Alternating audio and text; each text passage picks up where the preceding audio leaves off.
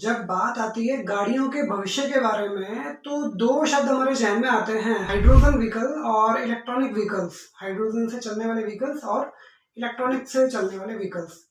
Hydrogen vehicles का अभी भविष्य काफ़ी दूर है, ये कहें कि दिल्ली अभी दूर है।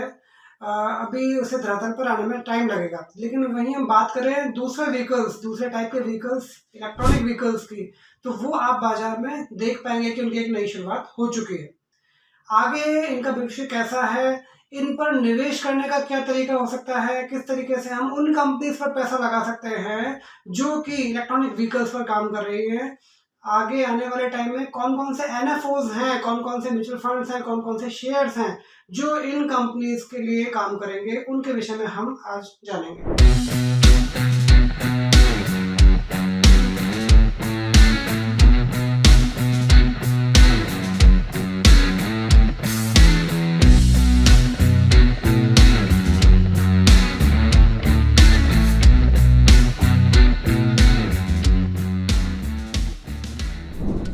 नमस्कार दोस्तों, मैं फाइनेंशियल प्लानर पंकज खंडेलवाल एक बार फिर से आप सभी का स्वागत करता हूं अपने YouTube चैनल जिसका नाम है इन्फिनिटी। दोस्तों, आज का हमारा जो चर्चा का विषय है वो है मिराय एसेट्स का एक नया fund, EV fund. Electronic vehicles के ऊपर जो मिराय एसेट्स ने अपना एक नया फंड लॉन्च किया है, आज हम उसके विषय में चर्चा करेंगे।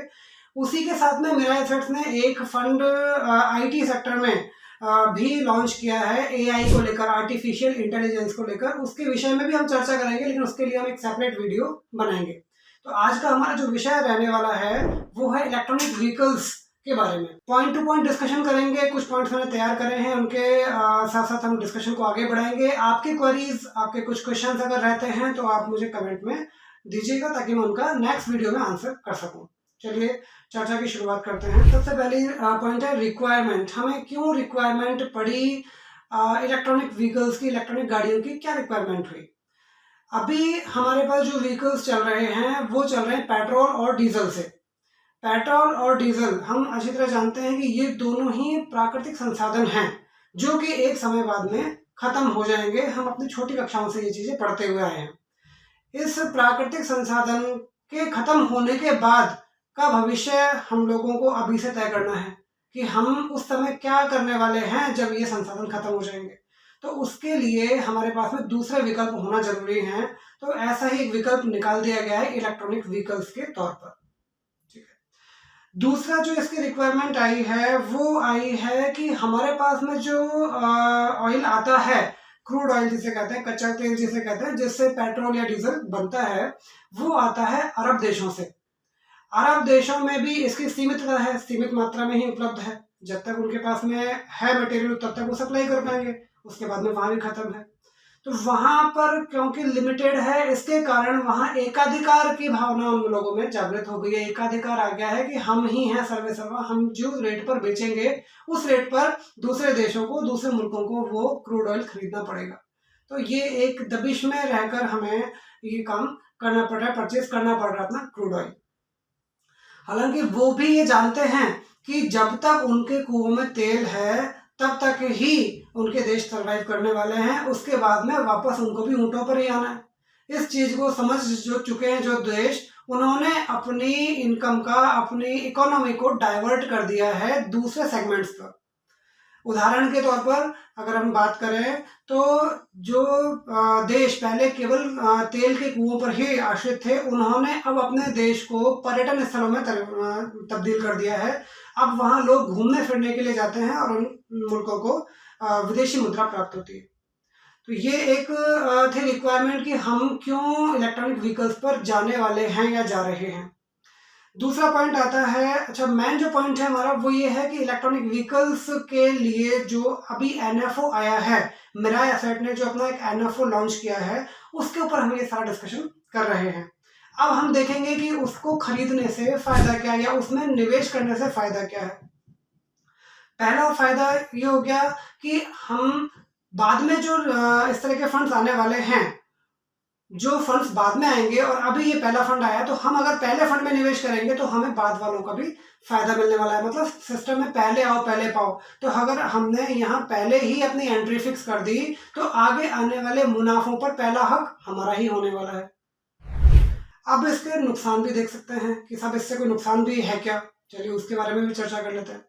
नुकसान इसमें जो है सबसे बड़ा वो ये है कि ये एक लॉन्ग टर्म इन्वेस्टमेंट है, ये शॉर्ट टर्म रनर्स के लिए बिल्कुल भी नहीं है। अगर आप ऐसा कुछ सोच रहे हैं कि मैं साल 6 महीने में ही एग्जिट करूंगा बाजार में पैसा लगा के, मुझे साल 6 महीने के लिए कोई अमाउंट आया है वो मुझे साल 6 महीने 2 महीने बाद में, साल भर बाद, 2 साल बाद निकालना है, तो उनके लिए इसमें एंट्री नहीं करनी चाहिए, क्योंकि ये है long duration funds.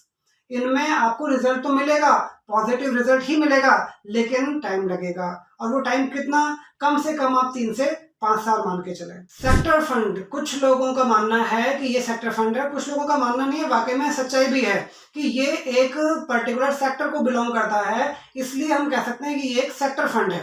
Sector fund किसे कहा जाता है, जो किसी एक पर्टिकुलर सेक्टर पर ही डिपेंड करता है। अब ये कौन से सेक्टर से बिलोंग करता है, ये ऑटोमोबाइल सेक्टर से, तो इसमें जो भी पैसा लगेगा वो एक पर्टिकुलर सेक्टर में लग रहा है। कुछ लोगों का मानना है कि मतलब किसी भी पर्टिकुलर सेक्टर में अगर हम निवेश कर रहे हैं तो वहां सक्सेसफुल होने के चांसेस केवल तभी होते हैं जब वो सेक्टर ग्रो करे।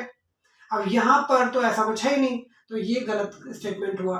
और ये अपना जो व्हीकल्स वाला जो सेगमेंट है ये हमेशा ही चलने वाला है, इसमें कहीं रुकावट की कोई गुंजाइश है नहीं, डीग्रोथ होने की कोई गुंजाइश नहीं है। सड़कें बन रही हैं, गाड़ियां भी बन रही हैं, कंटिन्यू बढ़ रही है, जनसंख्या जिस तरीके से बढ़ रही है उसकी रिक्वायरमेंट पूरा करने के लिए हमें व्हीकल्स भी परचेज करने पड़ेंगे। तो यहाँ पर सेक्टर फंड होते हुए भी उसके कोई दुष्प्रभाव यहाँ आपको देखने को नहीं मिलेंगे। हाँ, एक जरूर है इसमें नेगेटिव पॉइंट कि अगर हमने नहीं निवेश किया अभी इस समय तो हम जरूर एक अच्छे निवेश से चूक सकते हैं। अब आता है प्रश्न कि इसमें निवेश करने के लिए एंट्री अमाउंट क्या है, मिनिमम अमाउंट कितना है जिससे हम इसमें शुरुआत कर सकते हैं। इसमें जो मिनिमम अमाउंट रखा गया है SIP के लिए वो 1000 रुपये मात्र है, और अगर हम लमसम के थ्रू इसमें इन्वेस्टमेंट करना चाहते हैं तो 5000 रुपये मात्र के निवेश के साथ साथ में हम इसमें इन्वेस्टमेंट शुरुआत कर सकते हैं। नेक्स्ट पॉइंट आता है कि इस ये NFO कब आया और कब खत्म होने वाला है। NFO मेरा एसेट ने ये लॉन्च किया है 16 अगस्त 2022 को ये लॉन्च हुआ है, और 30 अगस्त 2022 को ये क्लोज हो जाएगा। तो अगर आप NFO में पार्टिसिपेट करना चाहते हैं तो आपको 30 तारीख से पहले अपनी एप्लीकेशन लगानी है। अगर आप बाद में SIP चालू कराना चाहते हैं तो ये आपको बाजार में बाद में खुले में मिलेगा, वहां आप अपनी SIP परचेज कर सकते हैं। लास्ट में आता है एक प्रोफेशनल एडवाइस। तो एडवाइस के तौर पर मैं यही कहूँगा कि इस फंड के नेगेटिव पॉइंट्स भी देखे हैं, पॉजिटिव पॉइंट्स भी देखे हैं। नेगेटिव पॉइंट्स इतने ज़्यादा हावी नहीं हैं जितने कि पॉजिटिव पॉइंट्स हैं, उस नाते हमें एक पर्टिकुलर इन्वेस्टमेंट के साथ में इसमें शुरुआत करनी चाहिए। आप करेंगे या नहीं करेंगे मैं ये नहीं कह सकता, लेकिन मैं ज़रूर करने वाला हूँ, इसमें कोई डाउट नहीं।